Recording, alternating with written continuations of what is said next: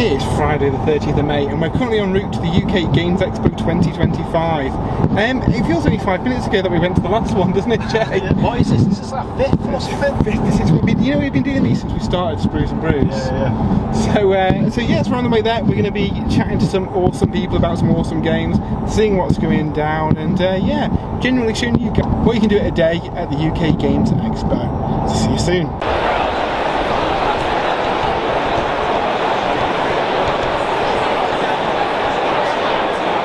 We're joined by James Hewitt from Warcradle Studios. How are you doing, James? Yes, good, thanks. How are you? Yeah, not bad. It's a very busy day for the Friday of the event. It is. I'm dreading Saturday. What I mean is I'm looking forward to meeting everyone on Saturday. Well, you've got some exciting things to show off. So obviously you're here with Warcradle. You've been in the industry for a very long time. Worryingly, yeah. You can go back. You can see videos of me like over a decade ago with hair. You know, I've been around for a while. So yeah, can you tell us a little bit about what you're showing off today and what Warcradle's doing with, I guess, Dystopian Wars and Armoured Clashing? Absolutely. So I've been with Warcradle for just over a year now, heading up our game design team. We've got myself, Sophie, who some people might know from Needy Cat Games, is like running the department. I'm the lead designer. We've got a lovely team of developers and designers who are all just brilliantly talented people. And what we've kind of been doing in that time is, well, the first thing we did was get Armoured Clash out the door, which is our 10mm war game, which is based in the dystopian age, which is kind of an alternate history, 1800s kind of thing. It's not War of the Worlds, but there's definitely a lot of H.G. Wells kind of influence. We were saying on the way, very Artilleryman kind of vibes there. Underground. Yeah. We have sung the soundtrack to Jetbones War of the Worlds more time than I can imagine. But yeah, so Armoured Clash was our first kind of thing as the new kind of dev team. Kind of carrying on a lot of what was already in place that had been put there by the existing Warcradle people. That is now kind of nicely underway. We've got 5 factions out, a 6th on the way. Amazing. And then the other 2 before the end of the year, I'm sure. But the big project I've been working on recently is Dystopian Wars, because that is a game that's got a serious pedigree. It's been around for a long time. Spartan Games kicked it off. Warcradle's had it for 6 or 7 years, I think. And what we've been doing over the last 6 months or so is taking that game and making a new edition. Yeah. And I'm no stranger to making new editions of games. Yeah. But this has been lovely because it is such a big game with so many units, such a community behind it. There's so much like data out there on how people are playing, and what people do, what people like, what people don't like. Yeah. And we've had the chance, the opportunity to maintain the granularity, but kind of streamline a lot of the complexity. Okay. So when you're playing a game, if you play in the current edition and then you come and play the new edition, you'll find you're making very similar decisions. Okay. You're still having that same kind of nice crunch that Dystopian War players love, but it's taking a lot less time to resolve all those things you want to do. So I'm really excited to see what people think of the new Dystopian Wars. We're demoing it all weekend. Amazing, and there's quite a big existing range out, so all those models are compatible in the new edition. Everything, yes. We've got 256, I think, units in the current game, possibly more, but it's quite a lot, and that's a challenge in itself. But the benefit of it is we know kind of where the constraints of the system are. We know what things are going to be it. So Armoured Clash, for example, when we first were making it, we didn't know that one day we'd be doing, can I say big drilling machines? I don't know if that's even out there yet, but big drilling machines. Fair enough. That's not a thing that we knew we'd be doing in Armoured Clash. We had to kind of make the core engine fit that. Dystopian Wars, we know what is out there, and don't get me wrong, we're still going in some wacky directions, but we're a lot more well informed. So that's been a challenge, but a really welcome one, and it's actually been really helpful. So no one is going to have any models they can't use. No one's force is going to be invalidated. No one needs to burn their collection. That's really good. That's really good. Well, I mean, it is, you look at, you've got a lot of ranges, and there are, unfortunately, kits that sometimes have to drop out the line. Absolutely. And it's a thing that's always, I've never enjoyed it. I'm not like a voracious painter. I take my time with stuff. Yeah. And if I then find out that a unit is no longer usable, it's a bit of a blow, But so yeah, we've done every effort to make sure no one's collection is invalidated. There's a few things we've done, like for example, when you build a Dystopian War ship, a lot of the time you'll have what we now call hard points, which are like swappable weapons. Okay. So you'll pick from like gun batteries, rockets, rail guns, all these kind of different things. So similar kind of setup to Titanicus, for example? Very similar, yeah, absolutely. And the miniatures really support the idea, like they've got little pegs so you can clip them in and out and all this kind of thing. What we've done in the new edition is we've balanced all the effectivenesses and points values of those weapons against each other, so you don't have to pay points for different weapons. So if I've built a 1,000-point fleet, when I play a game, go, oh, actually, I made some bad choices there. Yeah. I can just switch them out, or even like between opponents, you can kind of switch, do that. Without having to alter your entire list. Yeah. Exactly, and that's one of those things where, like, I think list building, when you know what you're doing with it, can be a really fun part of the hobby. Yeah. When you're coming in brand new, it can be really overwhelming. So we're trying to make that as easy as possible. We're going, right, here are the basics, build it how you like, and then if you want to switch weapons, you can do. And that's just like one of the things we've been doing. So it's been a lot of focus on like the new player experience.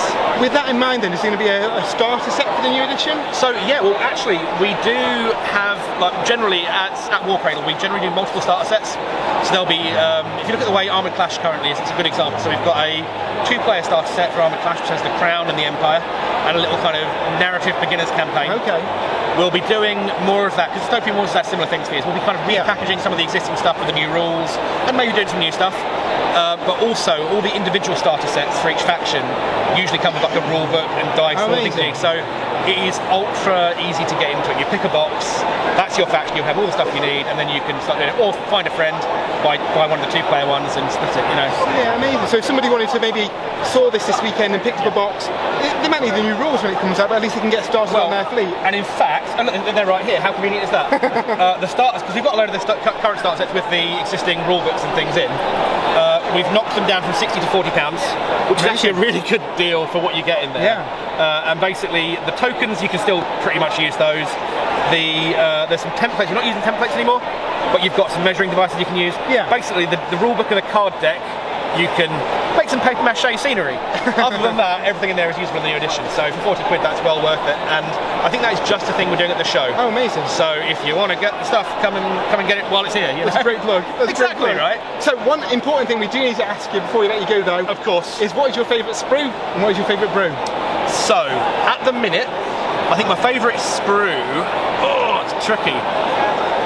Okay, my favourite sprue at the minute is the Enlightened for Armoured Clash. They've got the heavy sprue that we do. It's just covered in big old tripods. Nice. And like crabby looking things, and what's not to like, you know what I mean? I do love a tripod. Yeah, I mean, it's hard not to shout oolah while building them, That's good. And as for a brew, at the minute, I've been really enjoying a milky chai latte in the evenings. Ooh. So I've got a big thing of powder at home, Excellent. Going through milk at a rate of knots, but, I'm sure it's fine. Amazing. We're looking forward to seeing the games. We'll probably be having a look at the game in closer detail, close to time of release as well. Absolutely, so I'm sure we'll give you a shout completely when that's out. But thanks for your time and hope you have a great weekend. Thank you very much. Cheers. Cheers. We've got some more flying things, a flying like helicarrier almost. Those are the SRS tokens I was talking about, the squadrons on them, so you can just bump them nearby. Got little brown ones as well, Americans. And then we've got the Enlightened here, which are your weird, if you really want to go like weird super science, the Enlightened are you guys. We've got loads of crazy, they've got cyber whales. Amazing, so we're joined by Ross from Atomic Mass Games. Ross, how are you doing? I'm really good, man. Not seen you for a year. It's been a hot minute. It's been a busy year for Atomic Mass Games as well, hasn't it? Yeah, we were definitely not bored. That's for sure.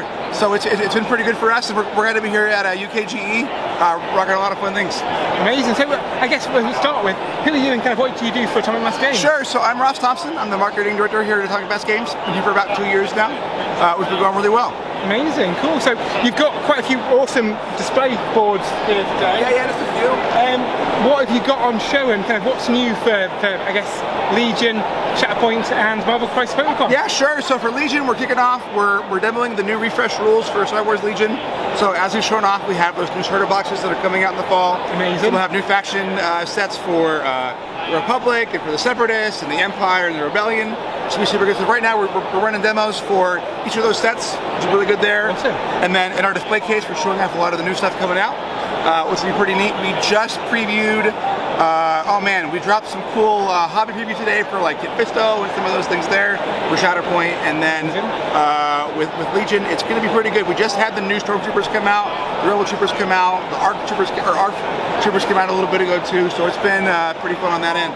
So amazing. I think as we head into this fall, you're going to see those starter boxes come out, which we're pretty jazzed for. All those new card packs, so that old players can get into the game. Amazing. Which is really good. And then a big thing too is organized plays on the way. So we're going to have these new tournament kits for each game brand. Amazing. And they're going to be tournament kits that are going to have fun foil cards, fun cool things there. So players can get those from their stores. Their stores can get those from Asmodee. And then, yeah. Amazing, cool. So you mentioned Legion, obviously that's a big kind of release this summer. For people who maybe played it back in the day, what kind of high level things have changed with the game? Well, so what we've done is we've kind of like refreshed a lot of the stuff on that. So you're going to see obviously like new art and new packaging and things like that. On the rules wise, we just did a big breakdown on our site too, so you can kind of take a look at what's going on there.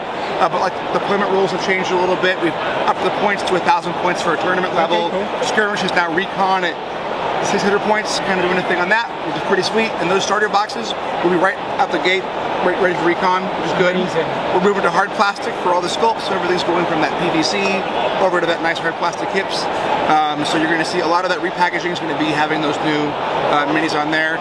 We're coming out with customizable units, so we're going to have one for each faction. It'll have a 2-unit bit on that, so you can make your totally unique Empire, Rebel.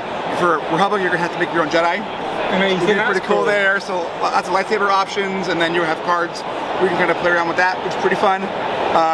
Hondo's on the way. Nice. So we're going to have Hondo Ohnaka coming out.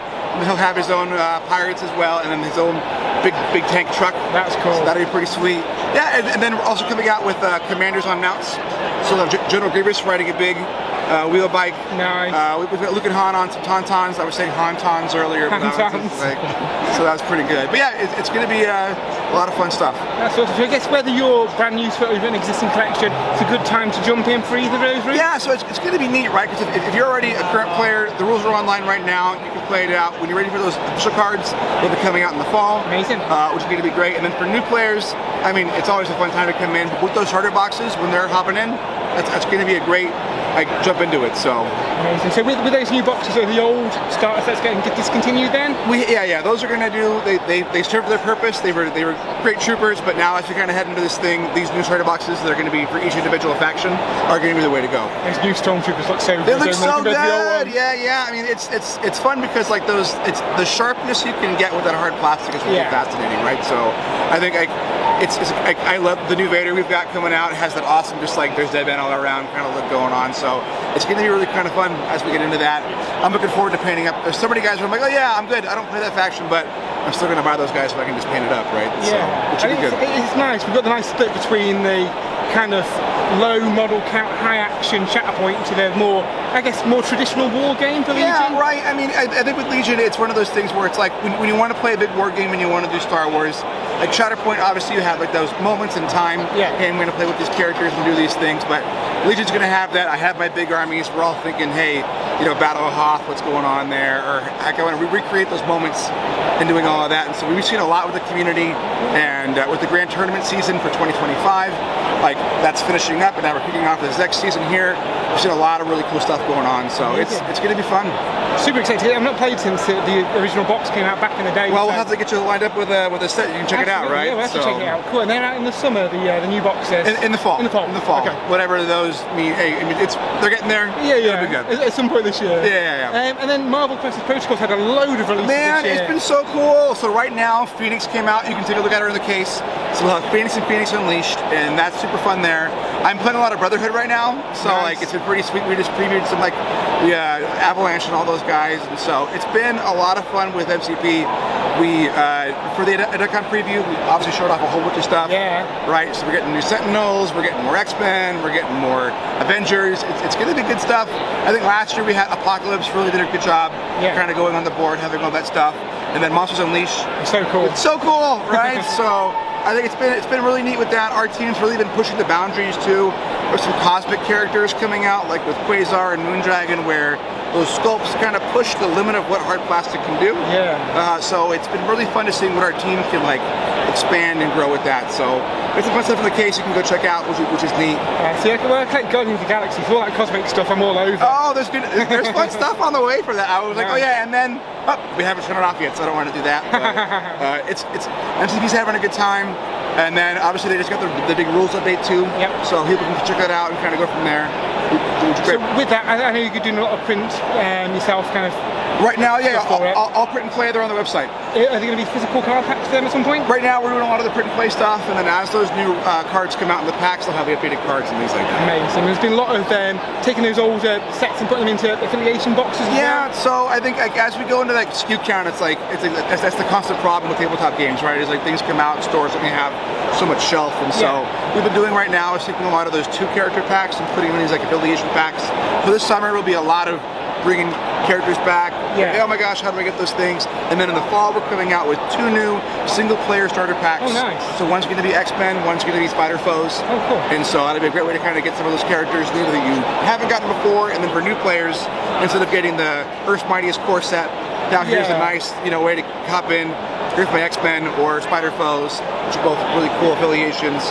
And then if we, we'll see where that go in the future for those. Awesome, amazing. So is there anything that you've seen in the show today that you're really excited for? So I love UKGE.